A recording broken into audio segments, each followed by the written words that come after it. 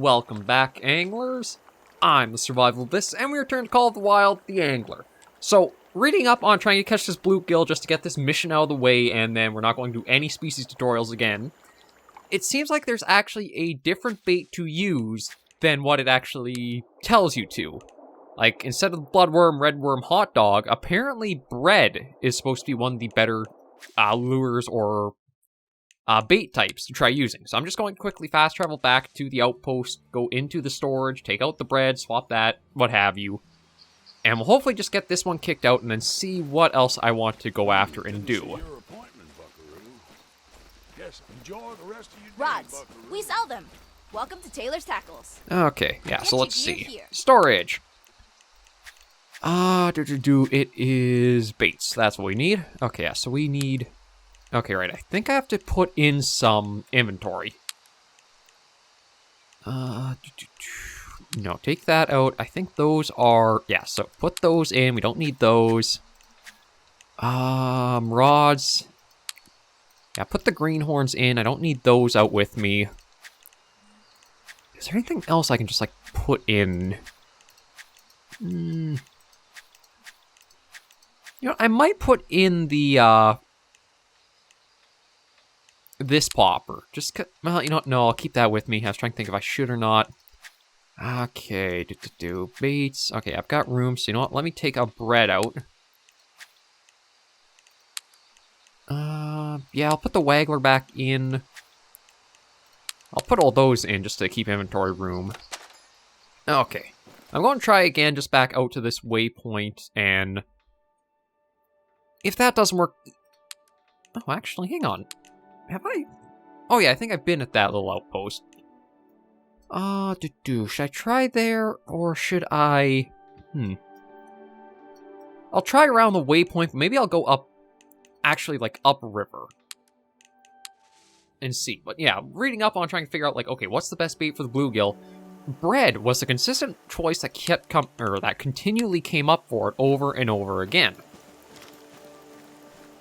I think it was something like, 1 meter rod depth, but...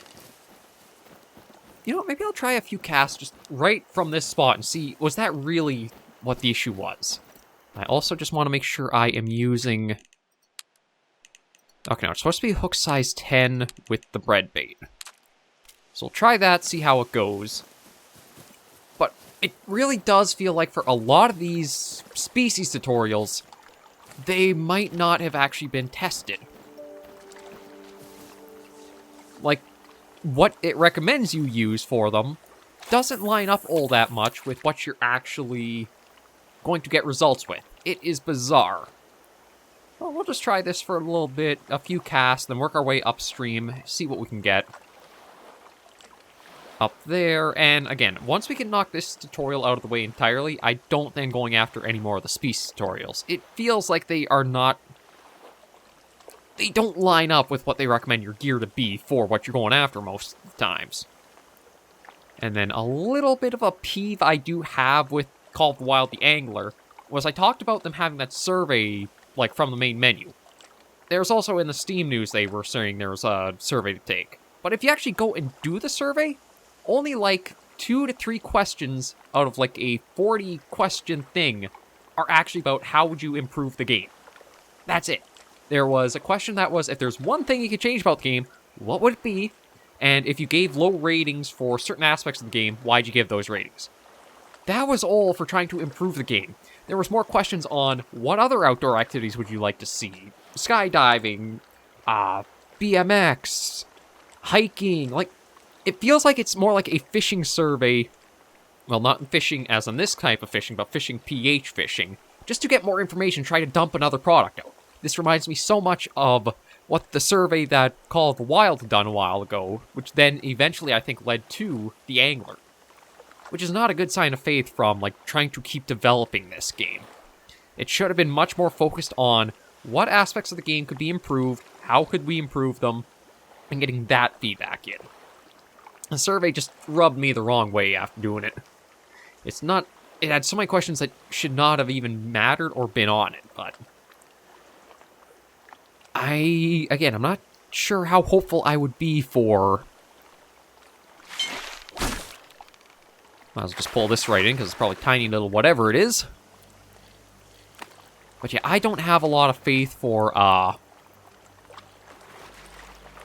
any more development or what we might see through the angler until, like, again, we get the, no. Was not expecting a sauger. I mean, it is interesting to get that species, because we haven't gotten very many of them. But yeah, I'm going to work my way upstream a bit.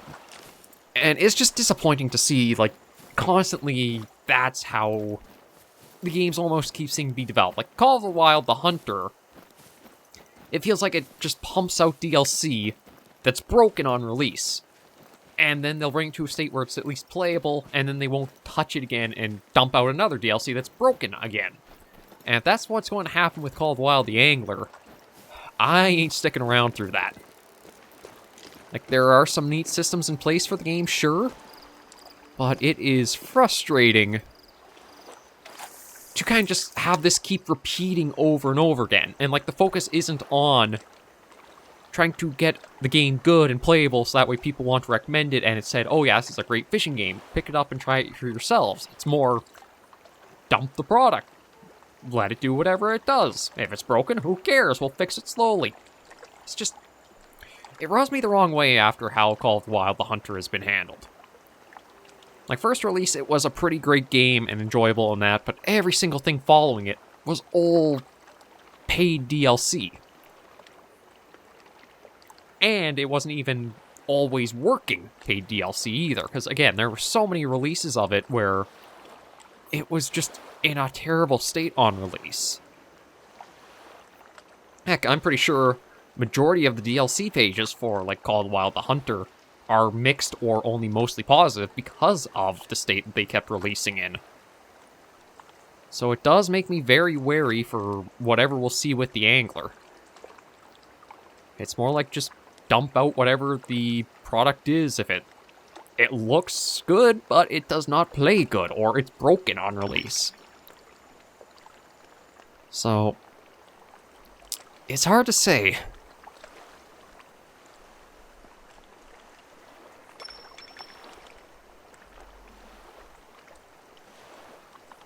I'm still going to keep my eyes on it, listen for news and what have you, but yeah, I think it's...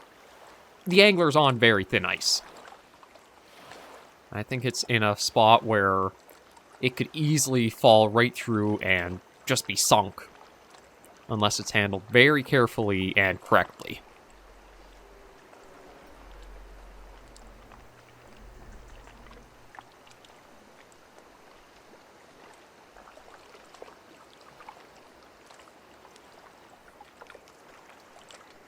That's kind of interesting. Something was at the hook. It went a little bit, but it didn't actually go for a full strike.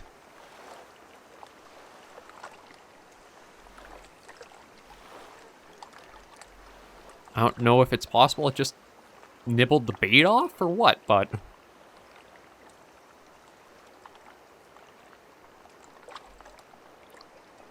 it is a little odd.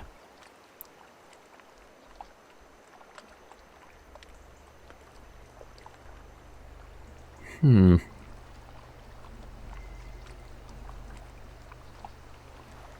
I haven't had any other interest after those little chimes we heard just then.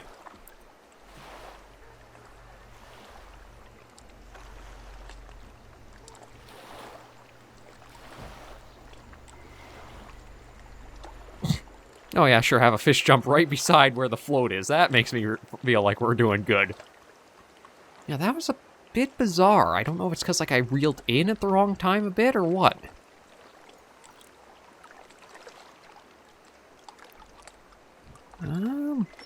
Oh, there was a little bit of interest again.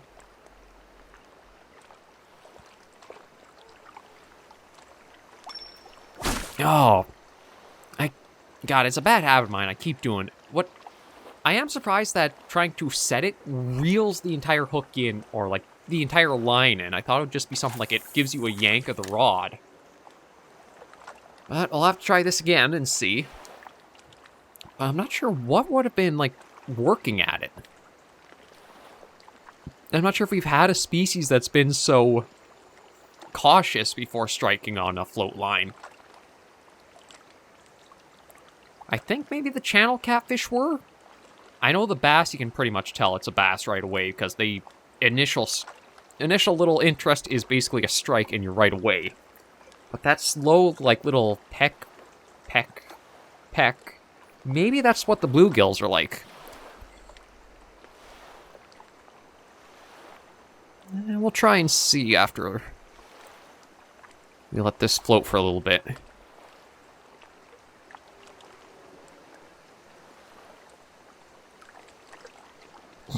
Yeah, speaking of fish just hopping right beside the float again. I do have to admit, for the angler, a lot of the gameplay systems in place are fairly solid. There are some tweaks that could definitely be done, like making it so that way, depending on how much power you have in your casts, it does determine, like, the distance you've tossed it out. Jigging could be much more improved than what it is, where it's just, like, the weird motions with the mouse to go up and down. I feel like it was almost meant more for, like, controller gameplay than mouse and keyboard. There's something.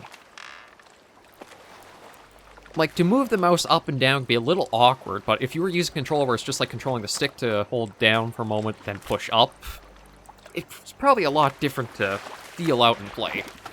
Okay, let's see, it's... Oh, this might be a bluegill. Let's see. There's our first little bluegill, and again, it was bred.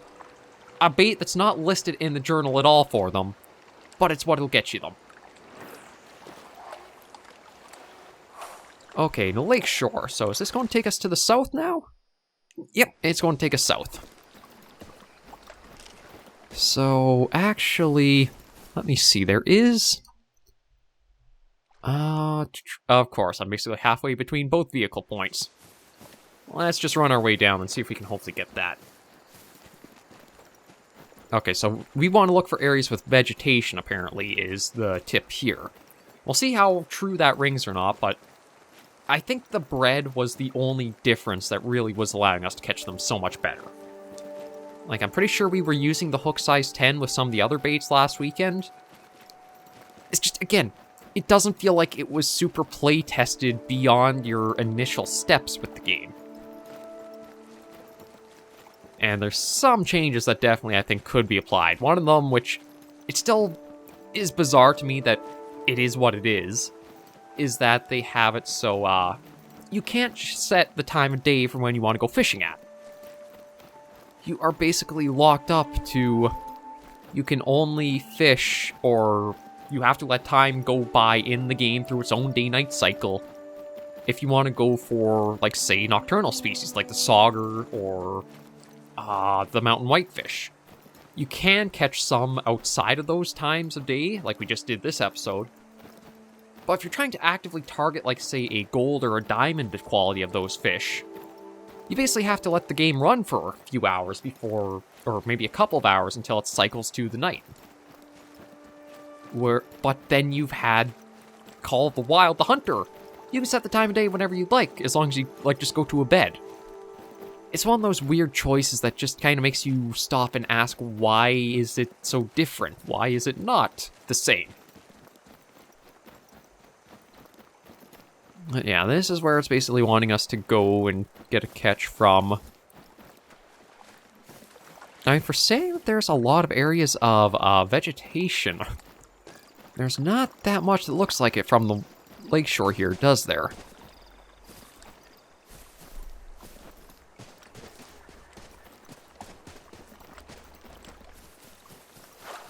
Okay, well, there's a... Okay, you know what? This is actually a good patch, a little vegetation we might be able to get a bluegill at.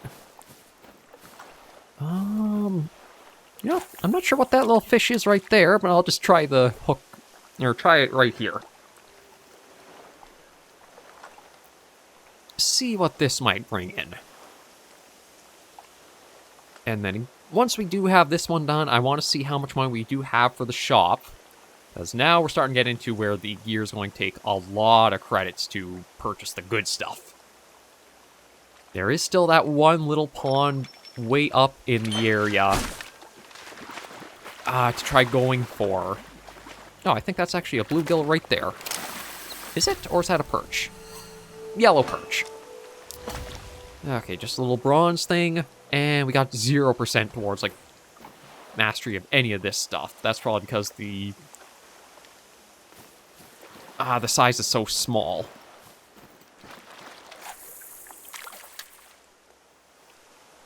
Yeah, we'll just try working around here with the float for a bit. We finally got the one bluegill, so hopefully we can just knock this out quickly enough. And then we can go back to some more interesting catches in that, and just see about if there's anywhere we haven't seen on the map yet. I think my big focus, though, would be trying to take the best gear we've got and see if we can find whatever that big lurker was when we're going for the golden trout way up north.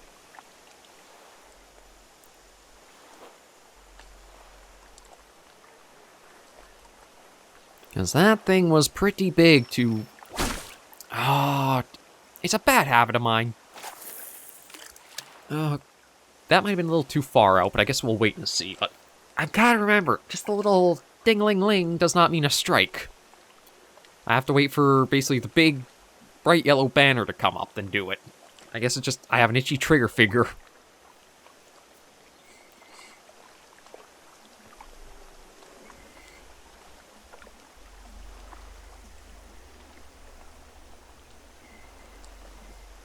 We'll just kind of let the lure do its... well, let the bait do its work. Something is interested. There we go again.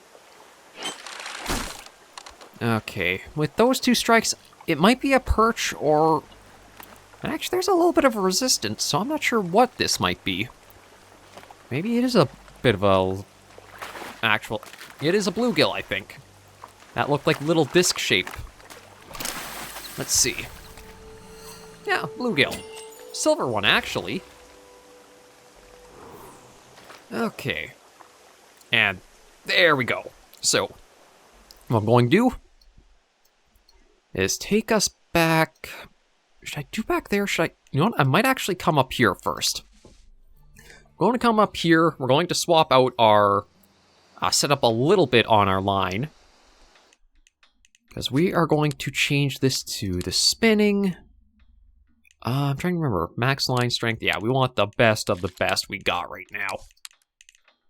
And I think what I wanted to do... maybe I'll try with the crankbait a little bit more. Because I think the big income will start following with us. Alright, I can't actually see where I am on the map right now. Yeah, was it just up this hill? No, it was along the road this way more. There's a nice little chunk of credits you get whenever you master a piece of gear. I think it's like 250 per piece. So if I get the crankbait up to its full level, I think we'll see an income of like 250 with that done. So it's not so much you have to keep relying on getting so many big fish, but as long as you can keep gaining experience with your equipment, you'll also continually work at getting in credits.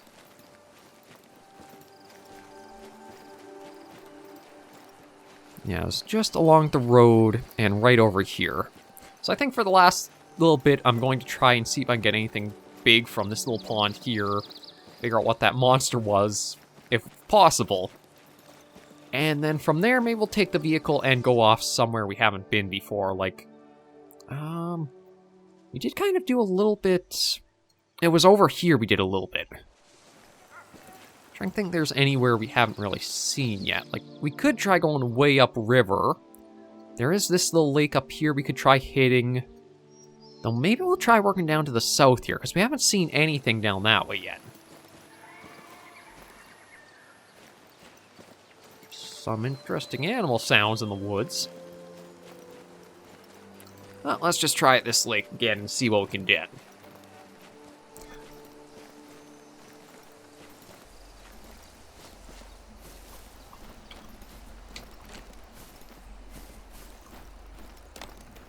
Yeah, right on the shore here. And toss her way out. There we go. And let's just see if anything shows interest.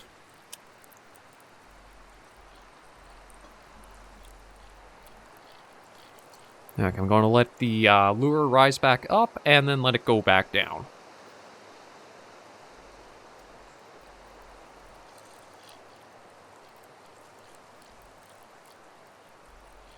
I can't remember what the lure we were using last time was for... Oh. Okay, well, there was something. Again, that's why I think I have such a trigger finger is... Okay, there's something good-sized on. This is with our best gear, and it was able to... Oh. It's not able to take line out, but it's definitely got a lot of tension on it. So let's see what we're dealing with. Nope. I think that might be... Is that a rainbow? Or is that a lake trout? Nope. Rainbow. Silver. Yeah, so there is our crankbait up to master. Those went up to full. That could very well have been what had our line, like, maxed out almost. Okay, 230 there. Let's just cast out again and see if there's anything else big lurking in this little area. But yeah, my favorite type of fishing is probably going to be spin casting, bait casting. Something where you have this active interaction where you're reeling in, have to be ready with the thing, and even if you have to let the lures, like, float back up before you go again, there you go. Okay, I'm going to let that rise up a little bit. And now we're going to continue.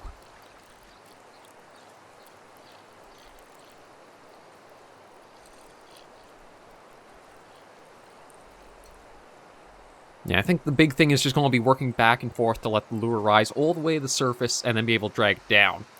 Because how it's working is basically there's that little spoon on the front end of the lure. So as you reel in, it's going diagonally... No, excuse me. Going diagonally down, hitting bottom, and you can either scrape it along the bottom, which I don't think you want to do, or bring it down, let it go up, bring it in down, let it go up, kind of like that to work. And I'll try to be more ready when if it strikes again. But it does seem to want to go down pretty quickly. Oh, yeah, I got something. Not very large, though. It's not really putting that much tension on the line. Not like the, Oh, it looks like another rainbow. Yeah, a bit smaller of a rainbow trout this time. Okay. Let me see. Do I want to switch out the... Oh, wait, actually, I keep forgetting I can have the, nice little quick menu here. What could I work at? Well, let me see if I try this popper. It does have a weird hook size to it, like 2 and 0. So I don't know if this is, like, something meant for really big fish, or how it's going to operate.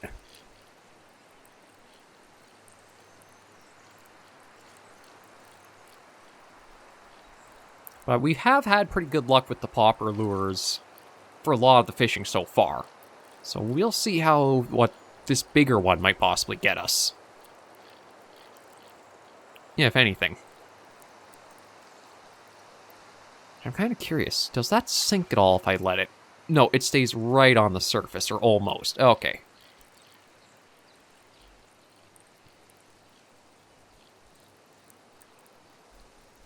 Okay, good to know about that one then.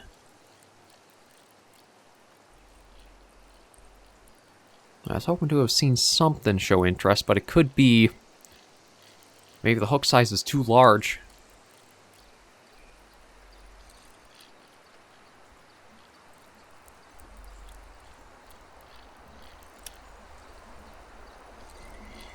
Yeah, maybe we'll pull that in and we'll swap it for another one. This could be trying for, like, some of the biggest fish you can get. Is there anything I haven't... No, I haven't actually gotten that much experience in with the regular spinnerbait, so let's work at that. See if we can get anything interesting from this.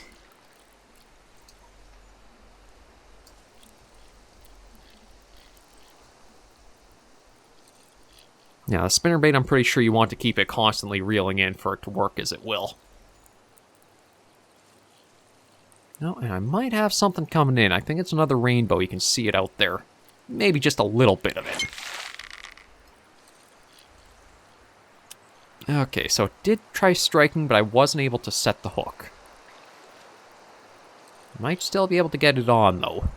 Yeah, it's coming back in for a second try. Oh, it seems like...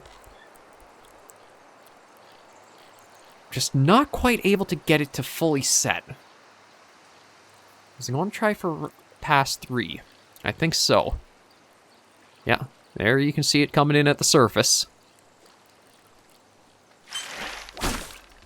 Yeah. Oh, this one might be a decent size, too. Putting some tension on the line. A bronze. Not too bad. Toss you back in. Yeah, it's nice to see credits properly coming in after having, like, last weekend or last Saturday, just going after the bluegill in the river. Everything was juvenile, and it was just, like, nothing getting gained.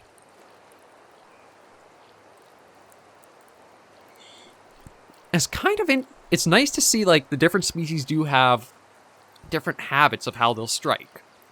Like, if it's a smallmouth or a largemouth bass, they just go straight for and solid strike and set the hook right on the immediate one. For the bluegill, when the float equipment is used, they, like, nibble at it with pretty decent gaps between interest, and then maybe on the third or fourth they finally strike. I'm trying to remember what else. I think the channel catfish... not so much how they strike, but how they fight. Like, the catfish seem to be a just heavy pushing solidly the entire time away. And the bass almost have, like, these spurts of energy. They'll try, they'll rest, and you can reel in, and they'll try again. So you can almost tell what species you have on line, even before you do see the fish, which is really good to have in a fishing game. It feels more dynamic than just the simple, it's on hook, reel in.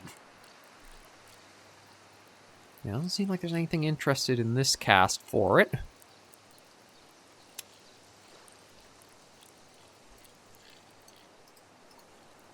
So we'll pull it in pretty quick. And maybe I'll try walking down a little bit more this way. Because I know I saw something jumping over here. See if we can land one more fish in for this episode.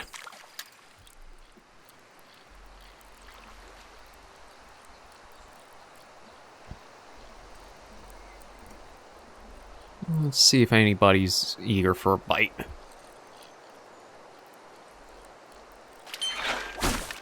Yeah, and this could be a bass. It did go on the first strike. It could be another rainbow trout, though. Seemed like the rainbows hit pretty hard and then ease off.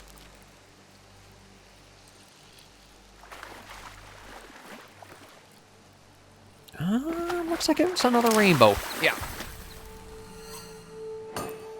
Yeah, another bronze rainbow trout. Okay. Maybe what I'll do is I'll leave this episode here. And next episode, I was thinking maybe we'll go for a drive, but we have been to this lake and we've never actually been out on it. So I think next episode it'd be a good idea to try on this little lake and see if we can get anything from here. Like, who knows what's in this one. But for now, we're good to end this episode of The Angler right here. Thank you all very much for joining me on this episode of the series. If you did enjoy the video, be sure to give us a like. And if you have any comments, tips, or tricks, be sure to leave the comments right down below. Until I do see you in the next video, anglers and survivors, please remember, as always, to take care, stay alive, and happy angling.